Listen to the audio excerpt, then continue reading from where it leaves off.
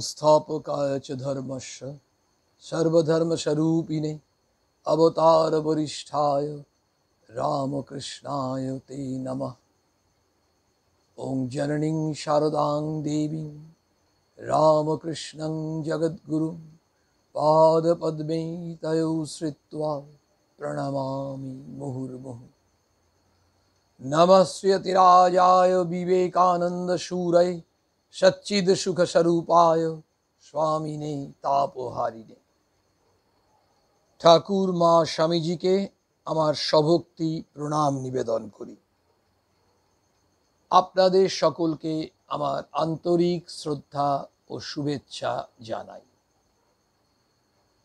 আমরা সপ্তাহের প্রত্যেক শনিবার রাত্রি ৮টা থেকে ৯টা এই পরিসরে প্রাণারাম ইউটিউব চ্যানেলের মাধ্যমে দৈনন্দিন জীবনে ঠাকুর মা স্বামীজি এই প্রসঙ্গে চিন্তা ভাবনা এবং আলোচনা করার জন্য প্রয়াসী হয়েছি গত কয়েক সপ্তাহ ধরে।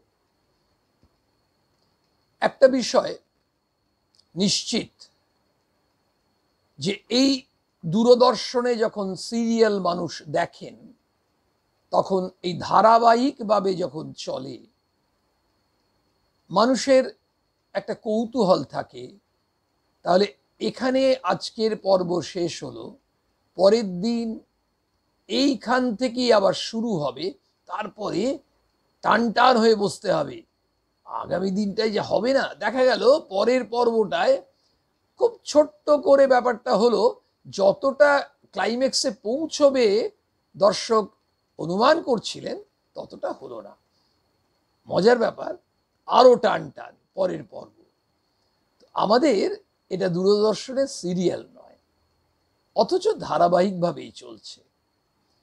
কিন্তু একটা জিনিস ধারাবাহিকভাবে আমরা যেটা পাচ্ছি সেটা হচ্ছে আমাদের প্রাত্যহিক জীবনে চলার পথে যা যা দরকার সেগুলো এক এক দিন এক একভাবে পাচ্ছি, যা শ্রীরামকৃষ্ণের বাণীতে পাচ্ছি, শ্রী মা আমাদের উপদেশ দিয়েছেন, স্বামীজির চিঠি, বক্তৃতা, বাণী এসবের মাধ্যমে পাচ্ছি। এবং সব থেকে বড় কথা যে এই প্রসঙ্গে আমাদের কিন্তু চলে আসে ঠাকুরের অন্যান্য সন্ন্যাসী পার্শ্বদের কথা। স্বাভাবিক, আমাদের প্রেসিডেন্ট মহারাজ, ভাইস প্রেসিডেন্ট মহারাজ, বর্ষিয়ান সন্ন্যাসীদের কথা। কারণ ঠাকুর যে বলছেন সাধু সঙ্গ সর্বদা দরকার। তো আমরা এই যে পর্বগুলো এক একটা চলছে, আপনারা তো কত মানুষ এই প্রত্যেকটা পর্ব শুনছেন, এবং অবশ্যই আপনারা আপনাদের মতো করে হয়তো কখনো কখনো মন্তব্য করছেন, যেটা আলোচকের জন্য অবশ্যই শিক্ষণীয় হয়, কল্যাণকর হয়, যখন আপনারা কোনো সৎ পরামর্শ দেন এবং অন্যদের জন্য যারা শ্রবণ করেন, কারণ শ্রবণ ও মঙ্গলম।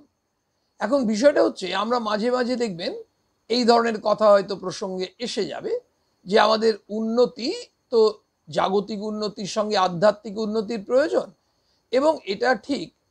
যারা এই নিয়মিত শোনেন তাদের কিন্তু একটা বয়স সাধারণভাবে হয়েছে, মধ্যবয়স্ক, আরেকটু সিনিয়র, অথবা অনেকেই প্রবীণ নাগরিক, প্রবীণ মানুষজন ইত্যাদি। এখন আপনারা বলবেন বা আমরা ভাববো, কেন আমরা যুবক যুবতীদের কথা ভাবছি না? তারাও তো শ্রোতা, নিশ্চয়ই নিশ্চয়ই শ্রোতা।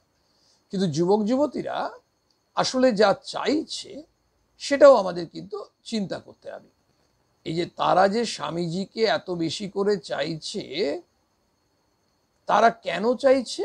কারণ তারা আত্মবিশ্বাস চায়, তারা আত্মনির্ভর হতে চায়, তারা নিজের পায়ে নিজে দাঁড়াতে চায়। স্বামীজির কথার মধ্যে সব সময় সেই ধরনের একেবারে অনুপ্রেরণাদায়ী কথা আমরা স্বামীজির কাছ থেকে পাচ্ছি। সেই যুবকরা খুব করে স্বামীজিকে চাইছে।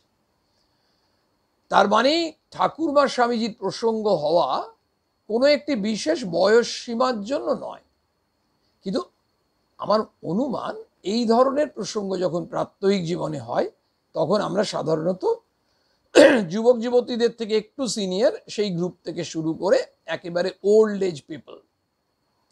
এবার এই আধ্যাত্মিক উন্নতির কথা আসছে। আমার আধ্যাত্মিক উন্নতির ক্ষেত্রে একটি স্বামী রঘুনাথানন্দজি মহারাজের এটি কথা মনে পড়ছে। তিনি বলছেন এক জায়গায়, আর ইউ গ্রোয়িং স্পিরিচুয়ালি? আমরা এই প্রশ্নটা বুঝলাম যে আমাদের আধ্যাত্মিক উত্তরণ হচ্ছে কিনা।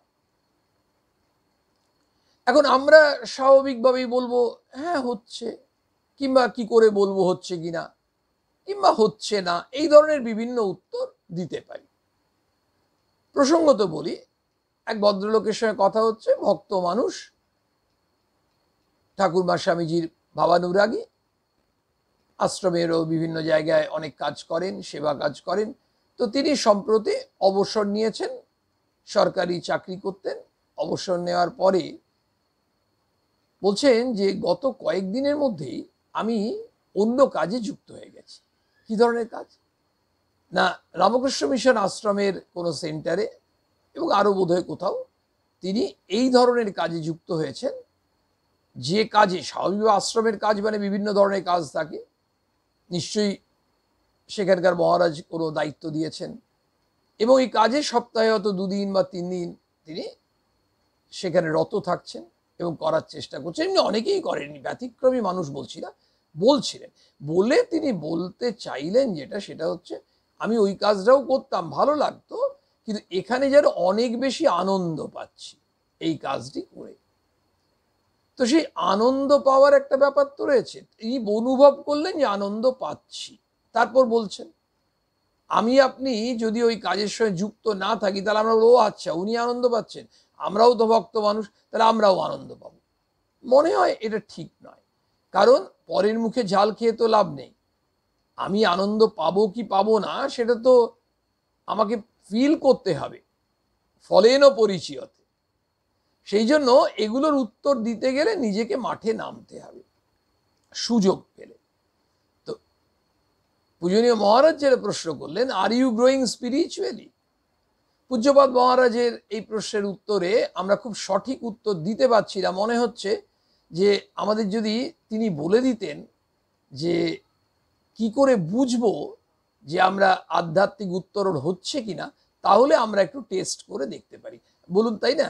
কারণ আমরা যদি একটা মাপকাঠি পাই তাহলে সেটাকে ব্যবহার করে হয়তো সদুত্তর দেওয়ার চেষ্টা করতে পারি। তিনি বললেন, ক্যান ইউ লাভ আদার্স? বলেই কিন্তু থেমে যাননি, আমরা থামলাম সাময়িকভাবে। Can you love others? তোমরা কি অন্যদের ভালোবাসতে পারো, মানুষকে ভালোবাসতে পারো?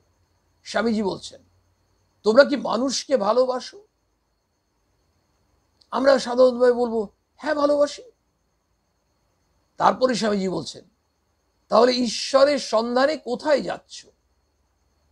আমরা বললাম কেন? কেউ বলবেন মন্দিরে যাচ্ছি, কেউ বলবেন চার্চে, কেউ বলবেন মসজিদে।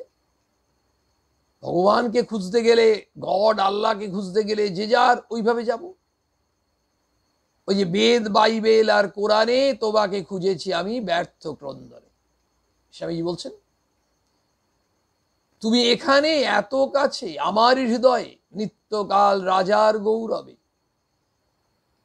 আমাদের প্রত্যেকের মধ্যেই তিনি আছেন, কিন্তু আমরা কি করছি?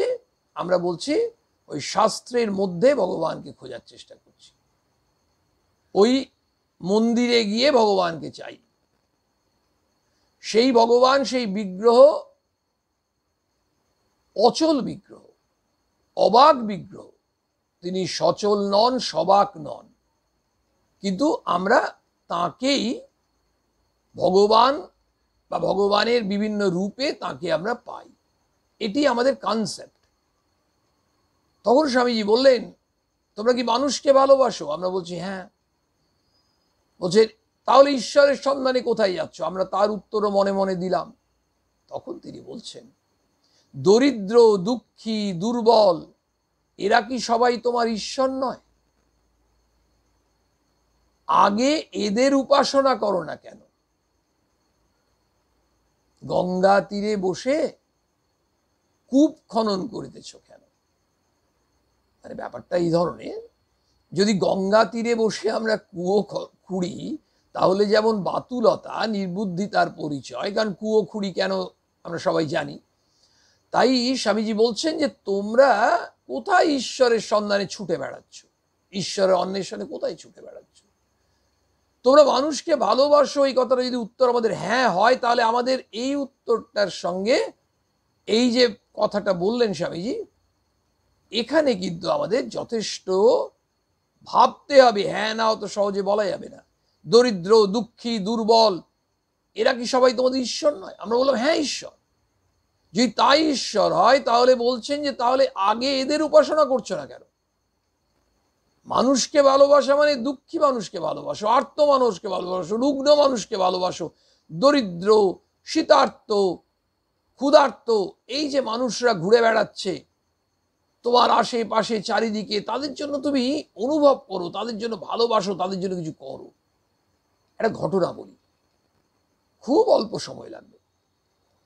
একটা ছোট্ট ছেলে, সে পুরুলিয়া অঞ্চলে একটি ধাবায় চাকরি করে। ধাবাতে কি করে, ওই বাসন মাজে, বড় বড় হাঁড়ি, কড়াই, গামলা, ডেকচি, চায়ের কেটলি, এসব। তার পরিবর্তে নিশ্চয়ই একটু পারিশ্রমিক পায়। আর কিন্তু সকাল থেকে এত পরিশ্রম করে, খুব গরিব ছেলেটি। ছেলেটি প্রায় দুপুরের খাবার পেতে পেতে বিকেল 4টে বেজে যায়, কোনোদিন 3:30, কোনোদিন 4টে, এই ধরনের। সেই ছেলেটি এবার রাত্রেবেলা যখন ওখান থেকে ছুটি হয়ে ফেরে, রাত্রি 8টা নাগাদ, তখন ওকে রাত্রের খাবারটা ও কাগজে মুড়ে নেয়, হয়তো ধরুন রুটি, তরকারি ইত্যাদি, যেটা পেলো ধাবা থেকে। তো 4টে নাগাদ খেয়ে সে ওই খাবারটা খায় না। আমরা হয়তো আন্দাজ করছি, স্বাভাবিক, আমরা হলেও খেতাম না, এর মধ্যে আর আশ্চর্যের কি আছে। আমরাও বাড়িতে নিয়ে আসতাম, পরে রাত্রি 10টা, 10:30টার সময় খেতাম। ঠিক বলেছেন, আমরা তাই করতাম। এই ছেলেটি আমাদের অনেক মানুষের থেকে অনেক এগিয়ে আছে, হৃদয়বত্তার দিকে। শুনবেন কি করে? শুনলে আপনাদের অনেকের চোখ দিয়ে জল পড়বে। এই ছেলেটি প্রত্যেক দিন ওই খাবারটা প্যাক করে নেয়, নিয়ে হাঁটতে হাঁটতে কোনোদিন হয়তো ল্যাম্পপোস্টের তলায়, কোনোদিন হয়তো একটা মাঠের পাশে, ওই ঝোপ জঙ্গল রাস্তার পাশ দিয়ে আস্তে আস্তে যাকে প্রথম দেখতে পায়, সেই মানুষটি ওই রাস্তার ধারে বসে আছে, তাকে ওই খাবারটা খাইয়ে তারপর ওর আনন্দের সঙ্গে বাড়ি চলে যায়। রাত্রেও আর কিছু খায় না। এটা ওর দৈনন্দিন জীবনের একটা রুটিন। এই ছেলেটি মানুষকে ভালোবাসে, নিজে খুব গরিব, কিন্তু আরেকজনের জন্য অনুভব করে। অদ্ভুত। আমাদের গ্রামাঞ্চলে, প্রত্যন্ত গ্রামে, সেখানে প্রচুর অভাবী মানুষ আছে। আপনারা জানেন, স্বামীজি এই ভারতবর্ষকে দেখেছেন, ভারত পরিক্রমায় দেখছেন, অনুভব করছেন, এবং তিনি বলেওছেন। 20 সেপ্টেম্বরের যে বক্তৃতা, সেদিন বলেওছিলেন যে ভারতবর্ষের কিন্তু প্রয়োজন ধর্মের নয়। এখানে কোটি কোটি মানুষ, আর্ত মানুষ, শুষ্ক কণ্ঠে দুমুঠো অন্ন চাইছে, তাদের জন্য সাহায্য চাইছেন স্বামীজি। যদিও বলছেন যে এখানে এই খ্রিস্টানদের কাছে অখ্রিস্টানদের জন্য সাহায্য পাওয়া যে কত কষ্টকর, কত কঠিন, সেটা আমি অনুভব করলাম। আর শ্রোতারা অনুভব করলেন যে স্বামীজি এক অসাধারণ বাগ্মিতাই নন, তিনি কি বিরাট হৃদয় তাঁর, কি দেশপ্রেমিক, দেশের মানুষকে কি ভালোবাসেন। তোমরা কি মানুষকে ভালোবাসো? তিনিই বলতে পারেন যিনি সেটি করেন। এই আপনি আচরি ধর্ম জীবেরে শিখায়। তাই আমাদেরকে স্বামীজি কি তুলে ধরলেন? রঙ্গনাথন মহারাজ যেটা বললেন, ক্যান ইউ লাভ আদার্স? অন্যকে ভালোবাসতে হবে। ভালোবাসার জন্য কি করতে হবে? অবশ্যই অন্য মানুষ মানে এই যে সাধারণ দরিদ্র হতদরিদ্র মানুষের জন্য, নিপীড়িত অজ্ঞ মানুষের জন্য আমাদেরকে অনুভব করতে হবে, তাদের সেবা করার চেষ্টা করতে হবে। কিভাবে? জোসভাবে।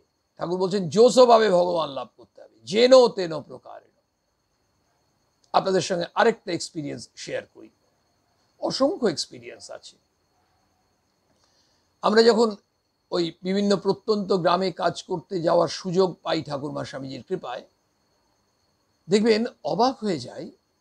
একটা জায়গায় এই স্বামী বিবেকানন্দের ভাবানুরাগী কিছু যুবক প্রস্তাব দিল যে গ্রামগুলোতে এমন মানুষ আছেন যিনি লিটারালি তার বাড়িতে কেউ নেই, তিনি অথর্ব অক্ষম, সরকারি অনুদান কখন কি একটু পাবে সেটা দিয়ে হবে না, তার মাসিক কি করে চলবে, অন্ততপক্ষে দুবেলা দুমুঠো নুন ভাত হলেও এরা ঝাঁপিয়ে পড়ল। এমনি পরিবার গুণে দেখা গেল ওই অঞ্চলে হয়তো 64টা। তাদের জন্য প্রতি মাসে তাদের একেবারে নিত্য প্রয়োজনীয় জিনিস তাদেরকে যোগান দেওয়ার চেষ্টা শুরু হলো। বিশ্বাস করুন, যখন শুরু করা হয়েছিল আর এখন পরিবারের সংখ্যা বেড়েছে এবং বহু মানুষ এই সেবা কাজে আনন্দের সঙ্গে এগিয়ে আসছে। মাসিক, ত্রৈমাসিক এইভাবে তাদেরকে যোগান দেওয়া যাচ্ছে। ওই তাদের যে হাসি, তারা যে ওই দুহাত তুলে আশীর্বাদ করছেন, তারা কথা বলছেন, ওই সবাক সচল। অনেকে সত্যি সচলও নন, হাঁটবারও ক্ষমতা নেই, এমন মানুষও আছে। মহারাজ বললেন, can you love others?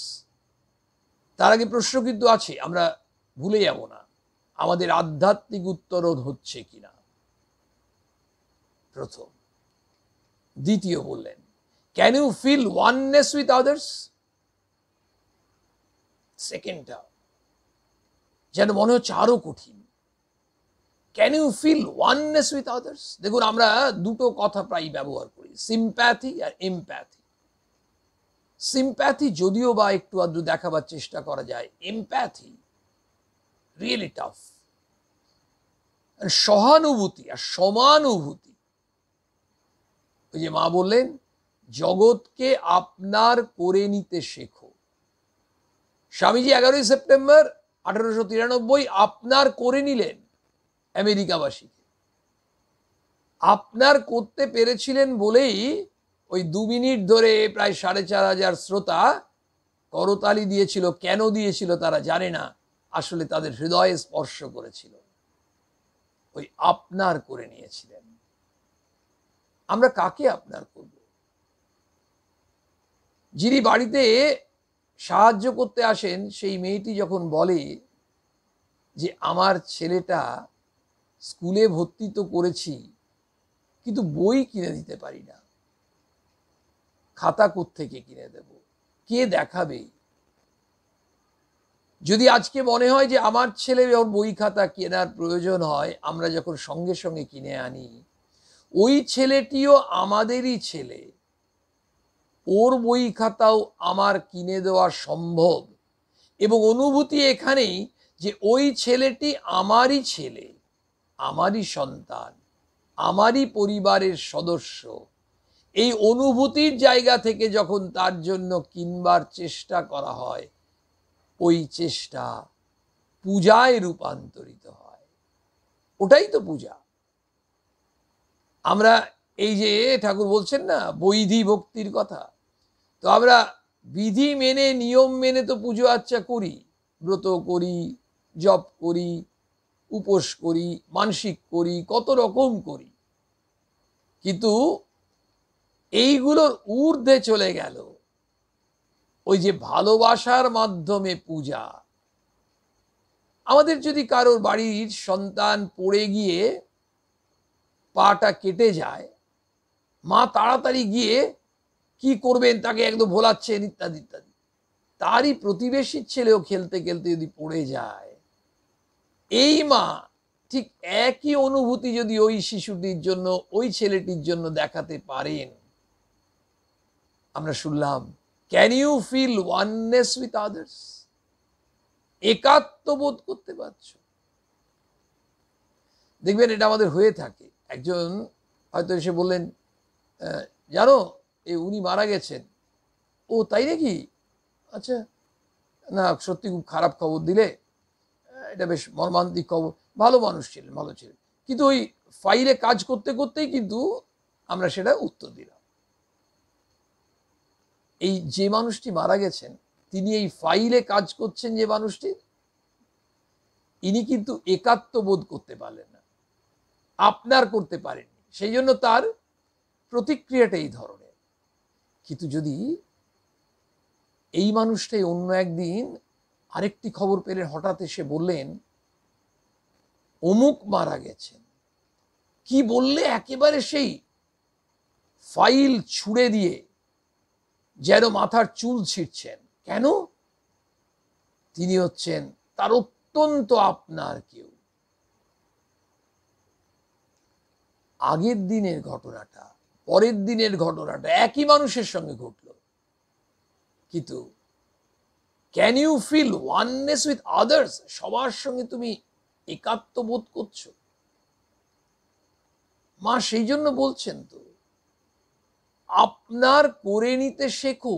It's not possible for us common people, মানুষকে আমরা আপনার করে নেব। কিন্তু যিনি পেপার দিতে আসেন, যিনি আমাদের বাঁশি বাজিয়ে নোংরা তুলতে আসেন, যিনি গ্যাস সিলিন্ডার দিতে আসেন, যদিও একই মানুষ প্রতি মাসে আসেন না, যিনি বাড়িতে কাজ করতে আসেন, যিনি জামা কাপড় ইস্ত্রি করে দিয়ে যান, জুতো সেলাই, ব্যাগ সেলাই করে দিয়ে যান সেই মুচি ভাই, এই ধরনের মানুষগুলোর অনেকের সঙ্গে আমাদের দৈনন্দিন সম্পর্ক আছে। এই করতে করতে করতে করতে দেখা যাবে যে আমাদের পরিবারের সদস্য সংখ্যা এই যুগেও কিন্তু কম নয়। এই যুগে তো পরিবার সদস্য সংখ্যা তো আমরা সবাই জানি, ইউজুয়ালি হচ্ছে 3। তাহলে এই ম্যাক্সিমাম 3 হলেও আমাদের কিন্তু সদস্য সংখ্যা অনেক বেড়ে যাবে। বেড়ে যাবে কেন? তারাও আমাদের আপনার লোক। তাহলে আমরা স্পিরিচুয়ালি গ্রো করছি কিনা এখন অবধি দুটো শুনলাম। একটা হচ্ছে ক্যান ইউ লাভ আদার্স? আমরা সাধারণভাবে উত্তর দিতে পারিনি যে আমাদের আধ্যাত্মিক উত্তরণ হচ্ছে কিনা, কিন্তু সাধারণত আমরা ভাবি আধ্যাত্মিক উত্তরণ হচ্ছে। কেন হচ্ছে? কারণ আমরা আশ্রমে যাই, কারণ আমরা বিভিন্ন ধর্মগ্রন্থ পড়ি, কারণ আমরা অনেক সাধুর সঙ্গে যোগাযোগ রাখি, ফোন করি, হোয়াটসঅ্যাপ করি, মাঝে মাঝে তাদের সঙ্গ করি, আমরা ধর্মসভা যতগুলো হয় অফলাইনে সেগুলো অ্যাটেন্ড করার চেষ্টা করি, আমরা ভার্চুয়াল মোডে এত প্রোগ্রাম হচ্ছে প্রায় সব প্রোগ্রাম শোনার চেষ্টা করি অথবা বেছে বেছে শোনার চেষ্টা করি। তাহলে আমরা স্পিরিচুয়ালি আমাদের ডেফিনেটলি উত্তরণ হচ্ছে, এটা আমরা ধরে নিতে পারি। পূজ্যপাদ মহারাজ বললেন কতগুলো ক্রাইটেরিয়ান বললেন। ফার্স্ট ক্রাইটেরিয়ান, অন্যকে ভালোবাসতে হবে, মানুষকে ভালোবাসতে হবে, কারণ মানুষই ঈশ্বর। ঠাকুর বলছেন মাটির প্রতিমায় তার পূজা হয় আর মানুষে হয় না, মানুষই ঈশ্বর। তুমি মানুষকে ভালোবাসো। ওই যে স্বামীজি বেলুড় মঠে যখন সাঁওতালদের সঙ্গে কথা বলছেন, ওই সাঁওতালদের যে মুখ্য মানুষটি কেষ্টা আপনারা পড়েছেন, তার সঙ্গে এমনভাবে কথা বলছেন কোথায় কোন ভিআইপি দেখা করতে এসছেন, স্বামীজির সময় নেই। এই দরিদ্র নারায়ণের সঙ্গে তাদেরকে একটু আনন্দ করে খাওয়াচ্ছেন, দরিদ্র নারায়ণের সেবা করলেন, কি তৃপ্তি। এই হচ্ছে মানুষকে ভালোবাসা, অন্য মানুষের জন্য অনুভব করা, যে কোনো ভাবে হোক। কারণ অনুভব না করতে পারলে আমরা তো এগোতেই পারবো না। সেজন্য স্বামীজি বলছেন, অনুভব করো, দরিদ্র, অজ্ঞ, নিপীড়িত মানুষের জন্য অনুভব করো। দৈনন্দিন জীবনেই করতে হবে। আমরা কেন দৈনন্দিন জীবনে কথাটা আলোচনা করছি? কারণ আমাদের ডেইলি লাইফেই এগুলো করতে হবে। আমরা যে যতক্ষণ বেঁচে আছি ততক্ষণই তো করব। শরীর চলে গেলে করব কি? তাহলে এই শরীর থাকতে থাকতে যদি আমাদের ভাবি ঠিক আছে এগুলো 60 এজটা হোক তারপর করব, তারপর ভাববো না না আর মেয়ের বিয়েটা হয়ে যাক তারপর করব, করতে করতে 66 হয়ে গেল। ঠিক আছে, ছেলেটা একটু দাঁড়িয়ে যাক, ভালো করে সাধারণ চাকরি পেয়েছে, তারপরে দেখা গেল নাতি নাতনি। এই করতে করতে আর করাই হবে না। সেই হরি মহারাজ বলতেন না, খুব মজা লাগে, তাই আপনাদের সঙ্গে বলি। স্বামী তুরীয়ানন্দজি মহারাজ বলতেন যে সমুদ্রে স্নান করতে গেছে একজন, স্নান করতে গিয়ে দাঁড়িয়ে আছে, ভাবছে এই করব এই করব, কিছুতেই পারছে না। কেন পারছে না?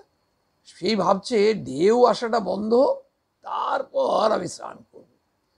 ঢেউ আসাও বন্ধ হলো না, আর সমুদ্রে তার স্নানও হলো না।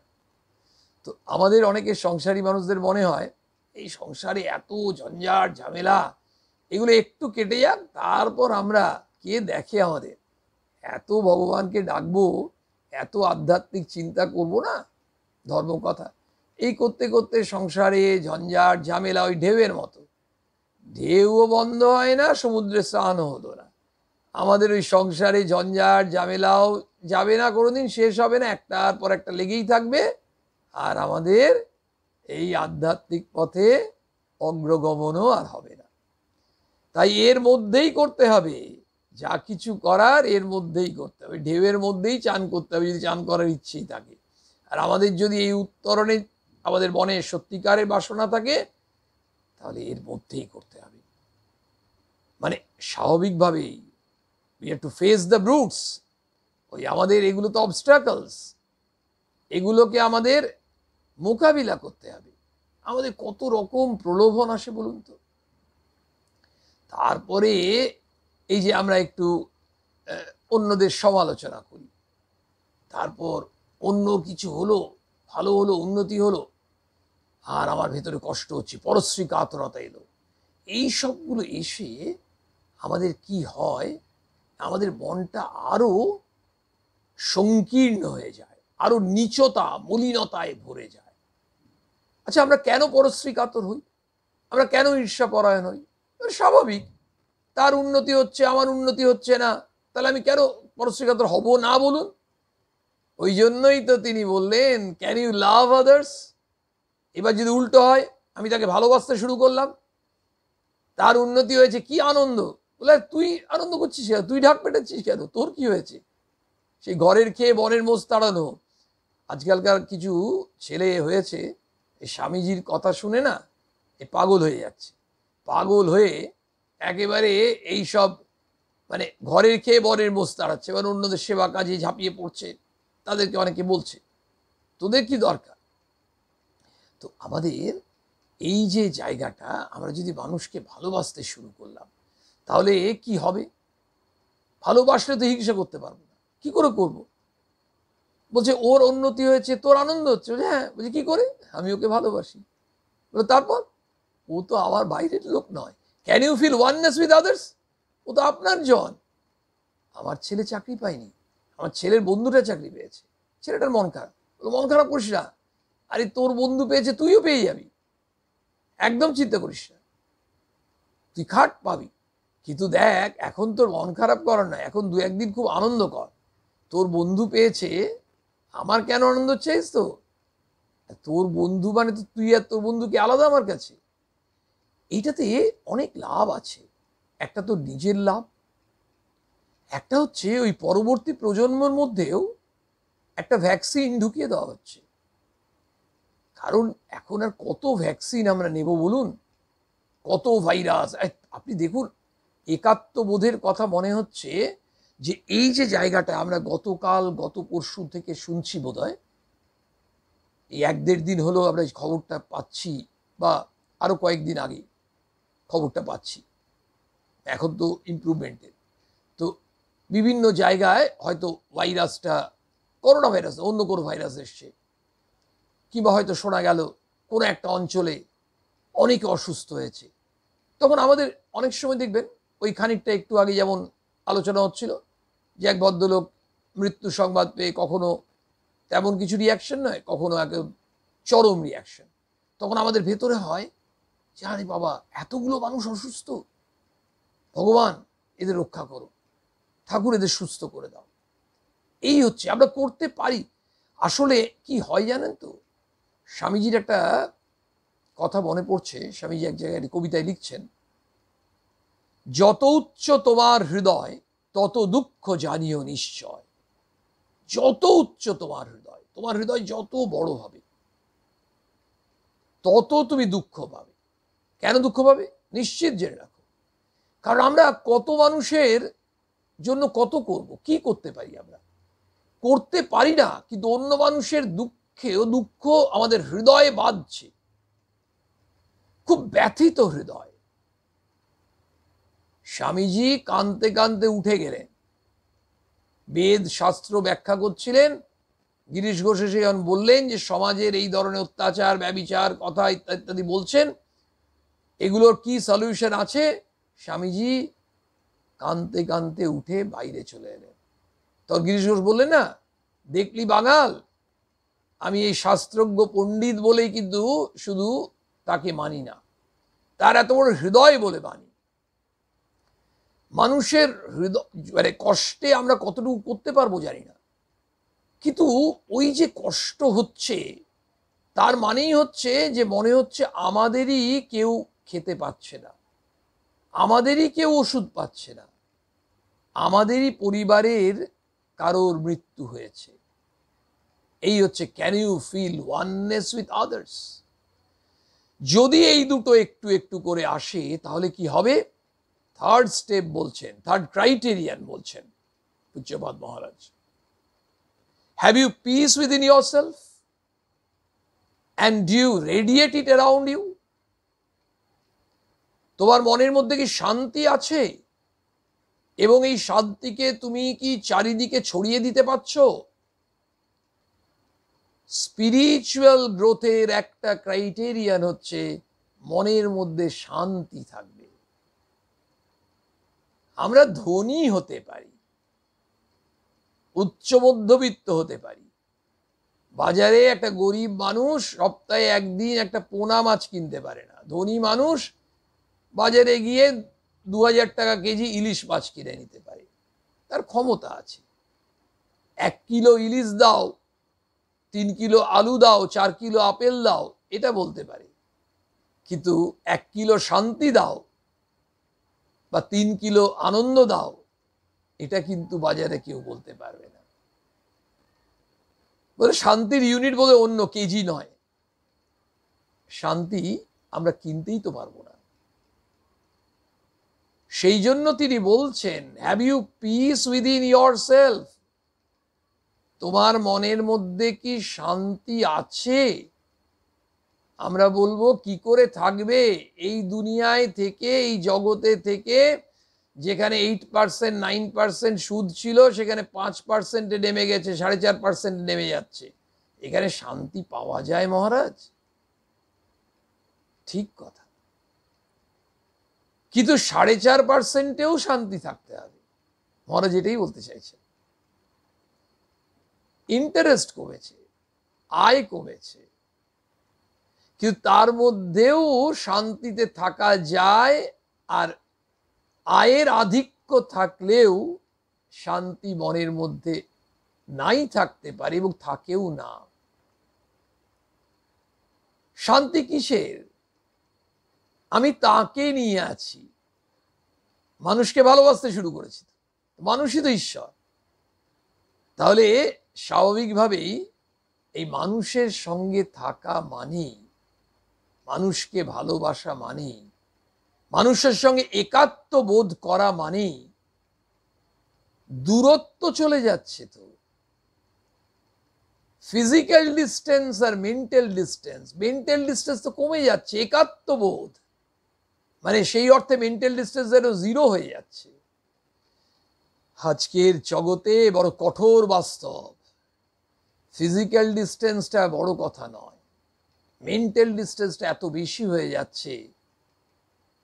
পিতা পুত্রে নাহি দেয় স্থান, স্বার্থ স্বার্থ সদাই রব। কোথায় এখানে শান্তি পাবো?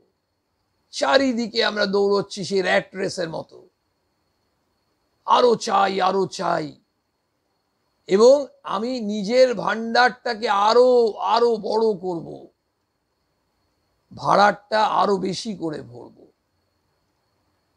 তাতে না পাচ্ছি নিজে শান্তি, আর নিজে যদি শান্তি না পাই আমার আশেপাশে আমি শান্তি ছড়াবো কি করে? আমার কাছে থাকলে তবে তবেই দেব। সেই জন্য তিনি বললেন কিন্তু প্রথমে যে তোমার ভেতরেই শান্তি আছে এবং তুমি কি শান্তিটা ছড়াতে পারছো? That is called spiritual growth. আসুন আরেকবার মনে করে নি, আর ইউ গ্রোয়িং স্পিরিচুয়ালি? তুমি কি আধ্যাত্মিক দিক দিয়ে তোমার উত্তরণ হচ্ছে?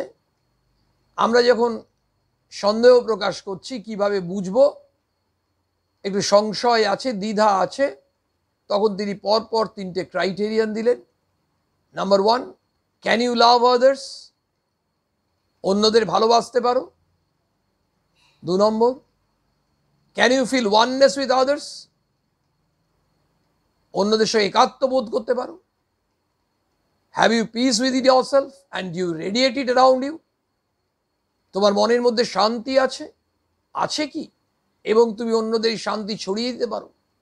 That is called spiritual growth. এগুলো থাকলে সেটা বুঝতে পারা যাবে যে আধ্যাত্মিক উত্তরণ হচ্ছে। জানেন, পূজ্যপাদ মহারাজের কাছে একবার একজন মা গেছেন তার পুত্রবধূকে নিয়ে। তো মহারাজকে তিনি আলাপ করিয়ে দিচ্ছেন যে Maharaj, she is my daughter in law. আর ইনিও বলছেন, মেয়েটিও বলছেন বা পুত্রবধূ বলছেন, she is my mother in ল।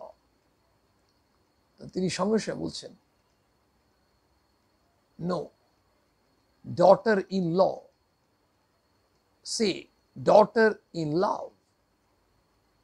একে বলছেন not like that, not mother in law, mother in লাভ।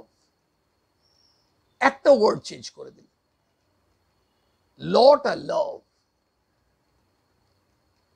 যে মুহূর্তে ডটার ইন লাভ হয়ে যাবে সেই শাশুড়ি মা, শ্বশ্রু মাতার, তখন তার ওই পুত্রবধূ যেন নিজের কন্যার থেকেও বেশি হয়ে যাবে। তাই তো হয় অনেক পরিবারে। আর এই পুত্রবধূ ভাববে আমি এক মাকে ছেড়ে এলাম আরেক নতুন পরিবারে, কিন্তু আমি মাকে পেলাম তো, মাদার লাভ, ভালোবাসার সম্পর্ক। শ্রীরামকৃষ্ণ এলওভি পার্সনিফাইড। নিবেদিতাও স্বামীজির সম্বন্ধে তাই বলেছিলেন। এই যে মূর্তিমান ভালোবাসা, ভালোবাসার প্রতিমূর্তি, ঠাকুর সবাইকে বেঁধে নিচ্ছেন কি দিয়ে? ভালোবাসা দিয়ে। মায়ের কাছে যে যাচ্ছে, সাপুড়ে না ডোম, হিন্দু না অন্য কোনো ধর্ম, ব্রাহ্মণ না চণ্ডাল, মায়ের কাছে তো কোনো জাতপাত নেই। মা যখন এটো কুড়োচ্ছেন বলছেন, সে কি গো, 36 জাত কোথায়, সবই তো আমার। ওই যে একেবারে খুরপি দিয়ে ইটগুলো ওঠাচ্ছেন রাত সেই 1:30-2টোর সময়, সেবক এসে তাড়াতাড়ি মাকে বলছেন, মা কি করছেন? মা বলছেন, এইসব ছেলেরা আসবে, ওরা কোথায় হোঁচট খেয়ে পড়ে যাবে। তিনি চাইছেন, মা বলছেন, না না বাবা, আমাকে করতে দাও, ওরা তো আমার সন্তান। তিনি গণ্ডি ভাঙা মা, স্বামী বিশুদ্ধানন্দজি মহারাজ বলেছেন না, তাই তিনি সবাইকে আপনার করে নিচ্ছেন ভালোবাসা দিয়ে। এবং মা বলছেন, ছোট্ট মেয়েটিকে বলেছিলেন, সেই ছোট্ট মেয়েটি মায়ের কাছে প্রায় আসতো বাগবাজারে, মা তাকে বলেছিলেন সবাইকে সমান ভালোবাসতে হয়, এবং কিভাবে সমান ভালোবাসা যায় তাও বলেছিলেন। যাকে ভালোবাসবে তার কাছে প্রতিদানে কিছু চাইবে না। এই হচ্ছে ভালোবাসা। Can you love others? কেমন ভাবে ভালোবাসবো? যে ভালোবাসার মধ্যে কোনো শর্ত থাকবে না, নিঃশর্ত। কোনো স্বার্থ থাকবে না, নিঃস্বার্থ। কোনো সত্য থাকবে না, নিঃসত্ব। নিঃশর্ত, নিঃস্বার্থ, নিঃসত্ব ভালোবাসা। এই ভালোবাসার কথাই কিন্তু ঠাকুর মা স্বামীজি বলছেন, এই ভালোবাসার কথাই কিন্তু পূজ্যপাদ মহারাজ বলছেন। যে মানুষটাকে তুমি গায়ে একটা চাদর দিতে চাইছো, যে ক্ষুধার্ত মানুষটাকে তুমি খাবার দিতে চাইছো, যে মানুষগুলোকে, গরিব মানুষ মায়েরা তাদের ছেঁড়া কাপড়, তুমি পুজোয় একটা কাপড় দিতে চাইছো, তুমি প্রতিদানে চেও না যে আমি এখানে 20 জনকে দিলাম, আমার আশেপাশে অনেকে দাম করবে। দাতা বিশ্বনাথের কথা শুনেছিলাম, আপনি তো দাতা অমুক বলে তার খুব নাম হচ্ছে, নাম যশ হচ্ছে, আর মনে মনে একজন এসে জায়গা করে নিচ্ছে অশ্বত্থ গাছের ফেকড়ি। ঠাকুর বলছেন সে অহংকার। সেই জন্য আমাদের প্রতি মুহূর্তে পরীক্ষা, ভগবান পরীক্ষা নিচ্ছেন। আমরা যখন বিভিন্ন শিক্ষা প্রতিষ্ঠান থেকে পাশ করে বেরিয়ে যাই, জীবনে প্রতিষ্ঠিত হয়ে যাই, তখন আমরা ভাবি আমাদের পরীক্ষা পর্ব শেষ হয়ে গেল, আর তো পরীক্ষা দিতে হবে না, কয়েকটা প্রমোশনের পরীক্ষা দিতে হতে পারে। সারাটা জীবনই তো পরীক্ষা দিতে হবে। আমৃত্যু। বাড়িতে একজন কড়া নাড়ল, মাগো সকাল থেকে কিছু খাইনি। এই দৃশ্য প্রায়ই দেখা যেত। 20-25 বছর পেছনে চলে যাই, আমরা 30 বছর পেছনে চলে যাই, বিভিন্ন জায়গায় এই ধরনের মানুষ একটা কলাই করা বাটি নিয়ে বাড়িতে আসতেন, খাইনি মা। একটা বিশেষ ধরনের ডাক ছিল তাদের, এমনভাবে বলতেন, মায়েরা ছুটে চলে আসতেন, ও আমার ওই এসছে। মাঝে মাঝে আমাদের পরীক্ষা হয়, হঠাৎ করে যদি কড়া নাড়ি বলে মা কিছু খাইনি, আমরা সবাই হয়তো ডাইনিং টেবিলে খাবার নিয়ে বসেছি, সেই মুহূর্তে আমরা অনেক সময় ভাবি যে আবার কেন খাবার দিতে যাবো, ও লোকটা ঠগও তো হতে পারে, মিথ্যা কথা বলছে, প্রতারক। ও আজকাল অনেকে ভেক সেজে আসে, চারিদিকেই তো ফ্রড। ব্যাংকের টাকাও লুট করছে, ফ্রড। এই গরিব মানুষের সেজে এসছে, অনেকে মার্কিন পরে এসে বলে মা মারা গেছে, কিছু সাহায্য হতে পারে। কখনো কখনো নিশ্চয়ই মিথ্যুক আসে, প্রতারক আসে। কিন্তু আমরা, ওই মানুষটা খাবার চেয়েছিল, আমরা এত বিচার করতে গেলাম, বিচার করে 10 মিনিট পরে ভাবলাম না দেখি, গিয়ে দেখলাম সে নেই। সেদিন পরীক্ষায় আমরা অকৃতকার্য হলাম। হয়, কিন্তু সেখান থেকেই আমাদের আবার এগোতে হবে। কারণ ওই যে ভুলটা হলো, স্বামীজি বলছেন না, ভুল তো মহান শিক্ষক। ওই ভুল থেকেই শিক্ষা নিতে হবে, যাতে এই ভুলটা পুনরাবৃত্তি না হয়। তাই ভালোবাসার সঙ্গে অন্য কিছু সম্পর্ক নেই।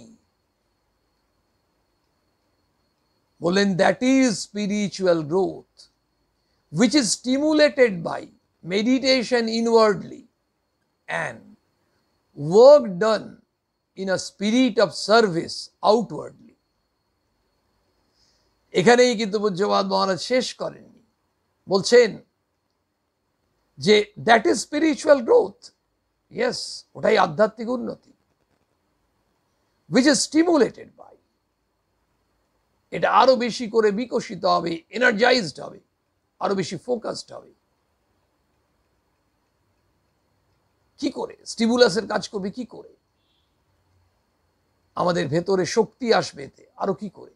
দুটো কাজ করলে, একটা ইনওয়ার্ডলি, একটা আউটওয়ার্ডলি। ইনওয়ার্ডলি করতে হবে, ভেতরে ভেতরে মেডিটেট, জপ, ধ্যান, প্রার্থনা, কারণ নইলে অসম্ভব ভয়। আমরা হয়তো দুদিন ভালোবেসে ফেললাম, মানুষকে একাত্ম বোধ করলাম, মানুষের জন্য একটু ক্ষুধার্ত মানুষকে খাবার দিলাম, রোগীকে একটু সেবা করার চেষ্টা করলাম, ওষুধ কিনে দিলাম, আবার কয়েকদিন পরে দেখলাম ধুর আমরা ডগ টায়ার্ড, কেন করতে যাবো এত, তো করলাম তো কিছুদিন, হলো তো পূর্ণ। আমরা ফিরে আসি, আবার আমাদের সেই পাশবিক প্রবৃত্তিতে ফিরে আসি, ব্যাক টু প্যাভিলিয়ন।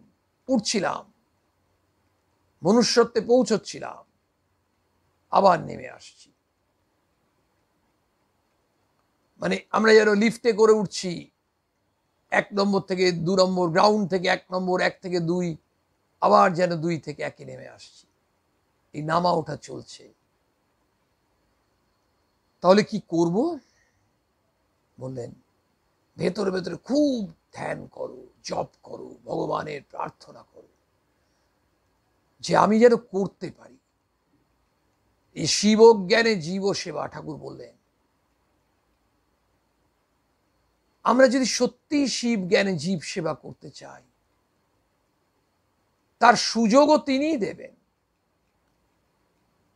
সেটা করার মতো মনও তিনিই তৈরি করবেন, তার সামর্থ্য শক্তি সেটাও তিনিই দেবেন, এবং এটা চালিয়ে যাওয়ার মতো মনোবৃত্তি সেটাও তিনিই দেবেন। তার কাছে আকুতি নিয়ে ব্যাকুল হয়ে তাকে কেঁদে কেঁদে আমাদের প্রার্থনা করতে হবে, ঠাকুর আমরা যেন আজীবন এটা করতে পারি, মানুষের সেবা করতে পারি, মানুষকে ভালোবাসতে পারি। এই সুযোগ আমাদের দাও ঠাকুর, ভগবান এই শক্তি দাও। আমাদের যদি নিরন্তর এই প্রার্থনা থাকে, আমরা কিচ্ছু চাই না। মা বলছেন না ঠাকুরকে কি প্রার্থনা করতে হয়, মা বলছেন নির্বাসনা, নির্বাসনা প্রার্থনা করতে হয়। যত জপ ধ্যান ইত্যাদি আমাদের বাড়ি, মাও বললেন জপ করতে করতে মনের মলিনতা কাটে, তখন দেখবেন আমাদের মনে একটা আনন্দ আসছে, অনাবিল আনন্দ আসছে। আর এই কাজ করতে করতে আনন্দ আসলে তখন কি হয়, অন্য ধরনের মলিনতাগুলো যদি আস্তে আস্তে বিলীন হয়, মনে একটা প্রশান্তি আসে, আমাদের একটা প্রশান্তির হাসি আসে। এই হাসির মধ্যে কোনো কৃত্রিমতা নেই, একটা স্বর্গীয় আনন্দ। এই আনন্দে ডুবে থাকতে চাই আমরা। আমাদের জীবন কিন্তু ক্ষণভঙ্গুর। নাম বলুন, যশ বলুন, প্রতিপত্তি বলুন, ক্ষমতা বলুন, সব আজ আছে কাল নেই। একজন বিরাট ক্ষমতাশালী মানুষ, তিনিও তো চাকরি থেকে রিটায়ার করবেন, তার সেই ক্ষমতা, তার প্রতিপত্তি, তাই কি থাকবে? একজন সুগায়ক, বিখ্যাত গায়ক, তাকেও একদিন ওই গানের জগৎ থেকে সরে আসতে হয়। এটাই নিয়ম, প্রকৃতির নিয়ম। কিন্তু যদি আমরা ওই জপ ধ্যান প্রার্থনা করি, তাহলে আজীবন আমরা এই আনন্দে থাকতে পারবো। Spiritual growth, it will be retained, which is stimulated by stimulation of it. তো শুধু মেডিটেশন তো করবো, সেটা তো ইনওয়ার্ডলি, অন্তরে, মনের ভেতরে প্রার্থনা ধ্যান জপ, এগুলো তো আমরা চিৎকার করে করবো না, লোক দেখিয়ে করবো না, লোক দেখিয়ে কিছুই করবো না। আরেকটা বললেন work done in a spirit of service outwardly, এবং কাজ করতে হবে কাজ, কিন্তু in a spirit of service, সেবা, সেবা মনোভাবে কাজ করতে হবে। তাহলে ইনওয়ার্ডলি মেডিটেট আর আউটওয়ার্ডলি সার্ভিস, যেতে হবে। আমরা বিভিন্ন জায়গায় যেতে হবে, মানুষের কাছে পৌঁছতে হবে, চেষ্টা করতে হবে। কখনো আমরা ফিজিক্যালি পারবো, কখনো মরালি পারবো, কখনো ফাইন্যান্সিয়ালি পারবো, কখনো এথিক্যালি পারবো।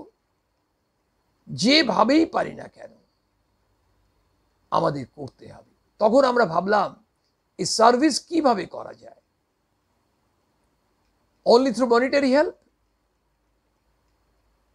ভেরি হাম্বল কোয়েশ্চেন, আমাদের বিনম্র প্রশ্ন। স্বামী বিবেকানন্দ তার উত্তর দিয়ে গেছেন, যে কেউ তোমার কাছে আসবে তুমি সাধ্যমতো, তোমার সাধ্যমতো তাকে সেবা করবে।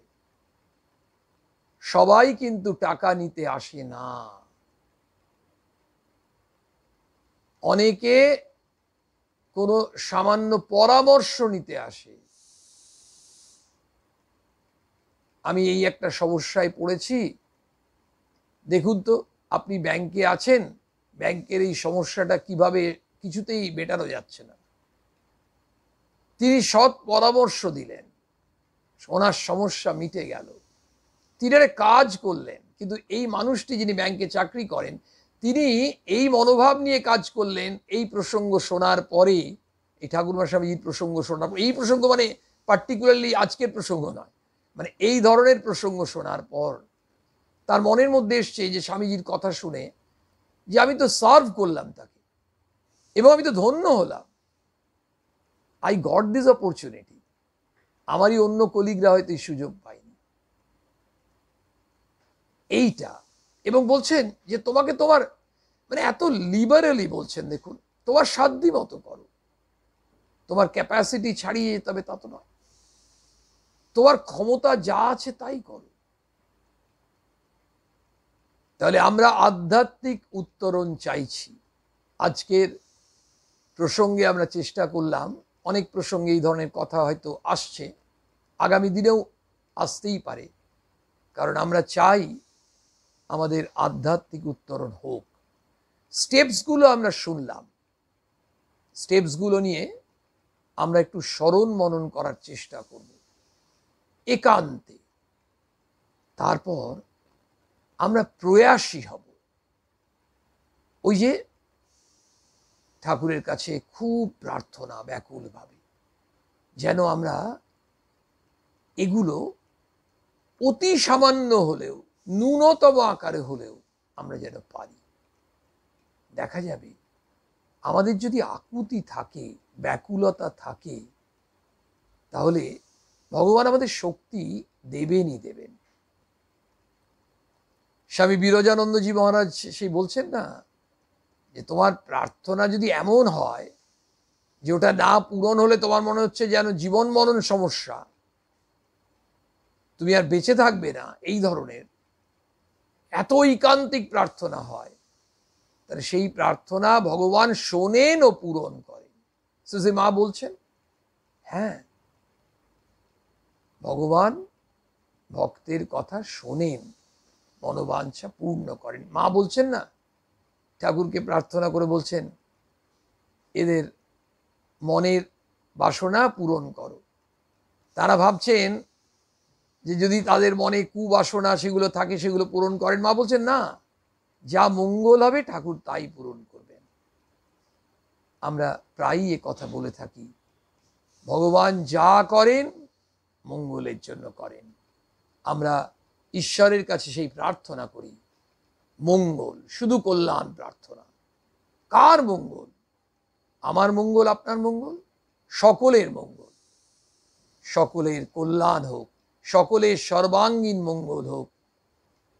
ঠাকুর মা স্বামীজির চরণে ঐকান্তিকভাবে এই প্রার্থনা জানিয়ে আজকের নিবেদন শেষ করি।